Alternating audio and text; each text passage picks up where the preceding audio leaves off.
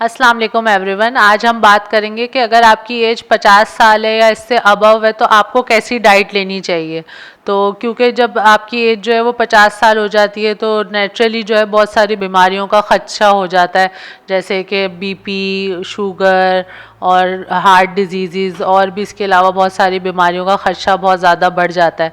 तो इस वजह से जो है आपको जो 50 साल से ऊपर है या 50 साल के जो अफराद हैं उनको अपनी डाइट पे बहुत ज़्यादा फोकस करना चाहिए और जिन चीज़ों का उनको ख़ास तौर पर अपने डाइट में एडिशन करना चाहिए उसमें प्रोटीन, उसमें जो है उनको पोटेशियम रिच डाइट जो है वो ज़्यादा लेनी चाहिए। पोटेशियम रिच डाइट से लेने का फ़ायदा ये होगा कि पोटेशियम जो होता है वो ब्लड प्रेशर के लिए बहुत ज़्यादा फ़ायदेमंद होता है और हार्ट की डिजीज़ से प्रिवेंट करने में बहुत ज़्यादा मदद करता है, जिसमें जो है कि आपको तकरीबन 3400 mg तक जो है वो डेली पोटेशियम चाहिए होता है।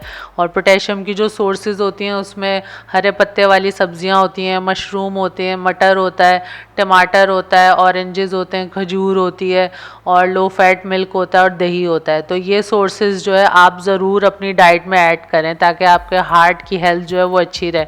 उसके अलावा जो सेकंड चीज़ है जो ऐड करनी चाहिए आपको अपनी डाइट में वो है चेरीज़ और बेरीज़।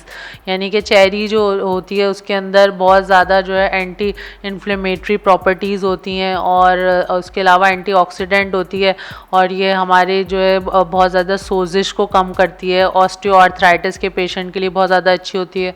उसके अलावा जो बेरीज़ होती हैं जैसे कि रेस्पबेरी, स्ट्रॉबेरी, इसके अंदर जो है एंटी कैंसर प्रॉपर्टीज़ होती हैं और तो इस वजह से ये उनको अपनी डाइट में जो है ज़रूर इस्तेमाल करना चाहिए। उसके अलावा तीसरी चीज़ जो है वो है एग्स, यानी अंडों का इस्तेमाल जो है वो ज़रूर करना चाहिए, क्योंकि जैसे जैसे ज़ाहिर सी बात है उम्र बढ़ती चली जाती है, 50 साल के बाद जो है हमारा मसल मास जो है वो कम होना शुरू हो जाता है।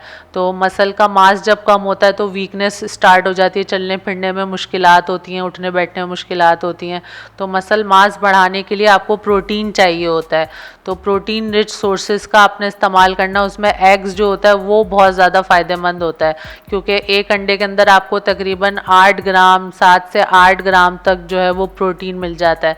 तो आप डेली जो है 2 अंडे उनका इस्तेमाल, कम से कम 2 अंडों का इस्तेमाल जो है वो ज़रूर करें।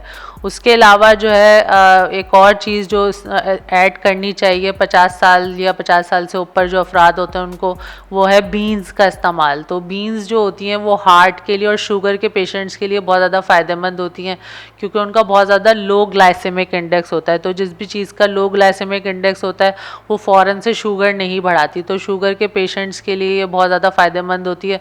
उनको अपनी डाइट में जो है बीन्स का इस्तेमाल जो है वो ज़रूर करना चाहिए। उसके अलावा जो चीज़ है वो है कॉटेज चीज़ का इस्तेमाल करना चाहिए।